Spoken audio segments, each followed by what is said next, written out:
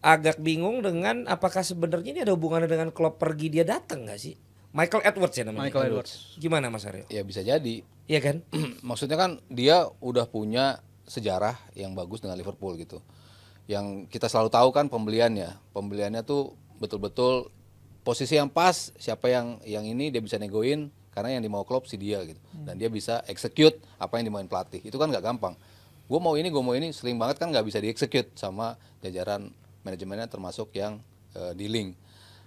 Di luar itu dia tuh juga jago dalam menjual pemain. Itu yang selalu nggak pernah jadi diomong. untung. Dia yang jual Coutinho, kan? Iya, dia nggak pernah diomongin kehebatan dia dalam menjual pemain. Bukan hanya pemain bintangnya loh, pemain yang Biasa aja. deadwoodnya. Brewster. Kalau nggak yang jarang dipakai, pemain masih bisa dipakai tapi jarang dimainin karena tidak bisa mendapatkan kesempatan bermain yang cukup. Tapi bisa dia jual dengan harga yang lumayan bagus. Nah itu kan yang nggak bisa dilihat orang. Nah ini ternyata Edwards punya kemampuan untuk itu gitu. Liverpool kalau ingin bongkar pasang pemain ya ini memang sosok yang paling tepat gitu.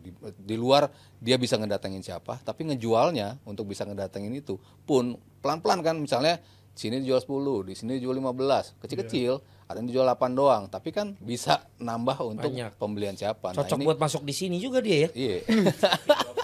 Gantiin bau. Ganti babung. Mentorin lah. Art of dealingnya dia tidak hanya untuk membeli tapi untuk menjual, itu yang dimauin. Tanpa Klopp tentunya dia akan megang peran penting kan, pelatihnya siapa tapi dia bisa execute apa yang dimauin untuk pelatih baru nanti. Keluar kenapa sih Edwards? Gara-gara Klopp itu udah bukan cowok bisa jadi lagi, tapi emang gara-gara Klopp. Sama halnya Gimana kayak ceritanya? ada influence yang terlalu besar dari Klopp dan juga asistennya si Pep Linders dalam soal penentuan pembelian pemain. Dimana kurang lebih sih dibanyakan si Pep Linders yang ngasih rekomendasi kayak contohnya Darwin Núñez. Walaupun Darwin Núñez gue cukup suka juga ya. Darwin Núñez, abis itu si Gravenberch, abis itu Gakpo, itu influence dari Klopp. Itu di eranya Edwards emang. Udah Edwards Sebelum. sudah pergi. Udah di era enggak itu. dong. Warisan terakhir Edwards tuh Jota sama Ibrahima Lah ya maksud gue Konate. cerita ketika dia akhirnya keluar dan lo dapet Itu kesimpulan karena Klopp. gara-gara dia nggak nyaman dengan kehadiran Klopp dan juga si Pep itu, soal influence dia untuk beli pemain itu pengennya sesuai keinginan dia. Karena ini nggak cuma masalah baru di ketika Edwards pergi, ketika Edwards datang pun Klopp kan juga pernah pengen Mario Götze, akhirnya Edwards nyaraninnya Sadio Mane. Klopp pernah mau si Julian Brand, akhirnya Edwards nyaraninnya Mohamed Salah. Klopp pernah mau Jonas Hector nyaraninnya, tapi si Edwards akhirnya Andy Robertson.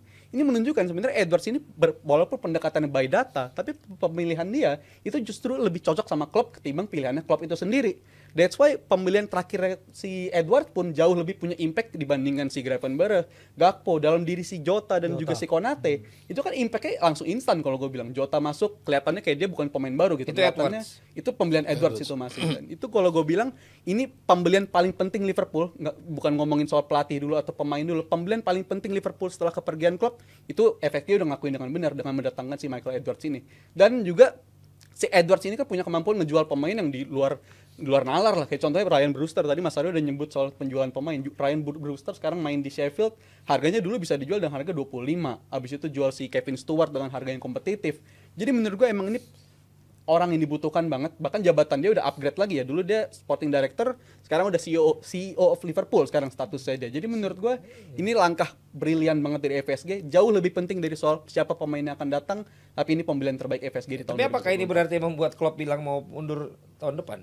Karena udah tahu Edward ini bakal datang. Jadi Iya, dan tapi kan udah berapa kali si Edwards ini juga nolak ya balik Dua ya. kali, iya. Udah 2 kali Ya dia karena nolak. mungkin ada Klopp, masih ada Klopp. Bisa- Mungkin bisa dia jadi. bagian dari bargainingnya. Iya. Asal tuh Klopp nggak ada, gue mau masuk. datang. Iya, jadi nggak bisa dua-duanya bareng Iya. ya. Padahal Dan kalau dia ini kan kayaknya paling sempurna harusnya bareng ya. seharusnya Tapi ternyata enggak. Ternyata enggak. Dan si ini kan CEO football ya CEO posisinya. football, Itu posisi posisi yang diciptain FSG untuk si Edwards ini. Jadi dia melebihi Ini orang sporting mana? director. Amerika apa Inggris? Edwards Michael Edwards. Inggris ya kalau nggak salah, tapi ngelapor ke FSG Ha. terus. Jadi emang tadinya itu posisi yang dikerjain orangnya FSG ya, presidennya si Gordon itu. Iya. Akhirnya si Edwards naik, akan ada yang kan kayaknya bakal jadi Richard Hughes ya, Iya. director of football, yang Bournemouth. director of football Bournemouth, yang dulu beli pemainnya kayak ya dulu tim kayak Bournemouth nih, tapi datanginnya kayak Nathan Ake, Iya. si Tyrone Mings, Justin Kluivert, lumayan. Dan mereka punya working relationship ya, si Richard Hughes dan si Michael Edwards ketika Edwards masih di Portsmouth ya, si Hughes masih jadi pemain. Dan ini adalah ya bukti itu tadi bagaimana karena dalam lingkup FFP-nya Liga Inggris menjual pemain itu penting. Bener. Si Edwards ini dia negosiator yang maksa Barca beli 142 juta untuk Coutinho yang habis itu mega flop abis di Barcelona. Sementara mereka bisa beli Duit Van Dijk. itu Van Dijk sama Alisson. Dominic Solanke. Alisson sih? Alisson Ya? Enggak, gue jadi kayak sama orang Batak Alisson. ngomongnya. Oh iya gitu. Alisson. Alisson. Oh, ada marga dong. Enggak ada, lanjut. Mulai bandel. Mamadou Sakho 26 Sakho. juta pound Nggak pernah dijual main, ke Crystal iya. Palace, gak pernah main waktu itu. Dominic Solanke ya akhirnya memang jadi bagus. Kiper cadangan pun dia bisa jual 12 juta pound si Danny Ward ke Leicester apa kemana. Dan ya kalau emang ini bukan hanya sporting director tapi lebih ke atas kayak siapa Ashworth ya mungkin ya di Man United, karena dia bukan hanya mengurus mengurus gara-gara gue masih ngarep Newcastle, ngarep Ashworth ke Newcastle tapi udah nggak bisa, lupakan karena Tadi si Mourinho. Pochettino Fokus dong. Tadi lu bilang Ramsdale gara-gara nggak fokus. Iya, Lu iya sendiri makanya nggak gue fokus Ramsdale nih lu. makanya. Jadi kalau kita lihat balik lagi ya. Jadi si Edwards ini Sports bukan Direct hanya Liverpool, tapi FSG ingin punya Klub Liverpool lain. sister club. Iya, Liverpool ingin Kayak City iya, punya kan kayak gitu. Girona, Iya. yang kayak gitu-gitu. Dia akan bikin gitu nih. Ya, Dan dia Edwards justru yang dia jalanin. pengen Iya. karena selain Liverpool apa nih yang lo bisa tawarin ke gua? Klub-klub lain gua mau manage lebih dari satu klub. Itu yang buat Edwards makin pengen ke Liverpool. Berarti dia juga termasuk yang kayaknya udah punya pegangan buat pelatih ganti flop ya. Flop. Kebangetan nih kalau ini. Gantiin klub. Kalau pelatih nggak tahu juga sih. Kalau pelatih kayaknya masih Iya, dari masih FSG-nya sih. hunting. Masih. Kalau dari pelatih uniknya ini kan si Edwards ini paketan sama si Richard Hughes, di mana Richard Hughes itu Iya. sebelumnya di Bournemouth, baru pergantian pelatih juga di tahun ini si Iraola. Iya. Unik ya Iraola ini punya agen yang sama Sama si Xabi Xabi Alonso. Alonso. Jadi mungkin indikasi kayaknya arahnya mungkin makin berat ke Alonso kalau dari Cocokologi sekarang. dia. Cocokologi. Ya, tapi maksud gue berarti cocok ke memang ini agen. ada hubungannya Klopp pergi dengan Edward datang dong. Iya, sangat kalau menurut Menurut lu gua sih. juga Mas? Iya. Gua Ji. sangat. Iya. Maksud gue Ramji. Iya, aja lu kan Z. Kamu tengok ke gue. Mendingan kehilangan sosok Klopp tapi kedatangan Edwards apa gimana menurut kalian? Kalau menurut Apa gua nggak usah ambil Edwards tapi masih ada Klopp? Iya, Kalau itu masih klub lah. Masih tetap klub lah. Iya, kalau si coach kan bilang si Edwards ini overrated ya. Jadi apapun pembelian So dia pinter yang katanya. bikin jago ya so pinter. Yang bikin jago si Klopp. Klopp. Jadi si Edwards ini dianggap so pinter. Ya, habis itu makanya itu tadi ada perpecahan di Enggak kalau antara dua ketawa. itu. Enggak, bener. Coach pernah ngomong gitu. Iya, pernah ngomong Maksudnya coach gitu. tuh komennya Iya, ridiculous Edwards gitu. ini bukan, Oh, bukan. maksudnya apapun yang di Maksudnya dia dianggap nggak penting lah. Iya, dianggap nggak Ya, penting. padahal penting banget obrolan kita hari ini tentang Edwards Iya, kan. ya itu hal-hal Iya, yang orang itu yang dia. mungkin nggak menyadari penjualan tadi. Itu kan penting buat Tapi menurut klub. lo mendingan tetap Klopp atau Edwards? Iya, kalau Kalau gua ternyata lihat itu ada masalah mereka berdua. semua temen gua soal Liverpool yang suka Liverpool sih ya Klopp ya. Kenapa lo bobo barakan gitu? Bener karena Lu gua nanya sama lu.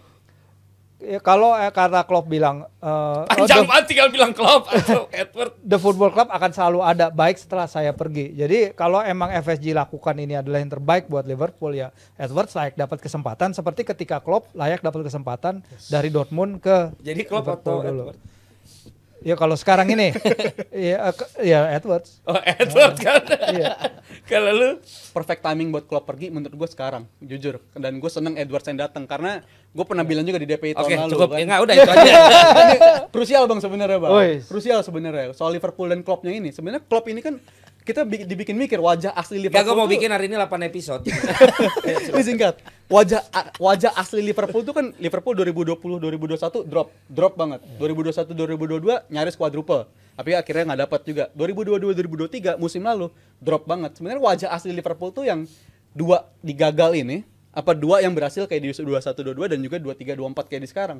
Itu kan menurut gua nggak bisa kita gambling juga. Jadi menurut gua perfect timing buat Klopp justru pergi adalah sekarang karena kita udah ngelihat juga sisi upsnya bersama Klopp dan downness-nya kita juga udah ngeliat di era 2020 setelah juara Inggris, bahkan itu langsung dropnya sebegitu drastis. Jadi menurut gue FSG ini kan seorang Amerika banget ya, bisnisnya Amerika banget, dia nggak mau ada kesempatan ketiga segala macam. Dan menurut gue ini waktu, kalau ngomongin soal timing Klopp pergi atau nggak pergi, menurut gue ya Oke. sekarang waktunya. Gimana menurut kalian Jebret Tim, apakah kalian Klopp atau kalian Edwards? Kalau akhirnya ternyata ini semua saling berhubungan.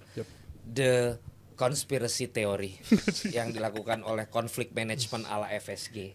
Ya itu jadi satu judul sendiri kalau kita ngomong in depth ya.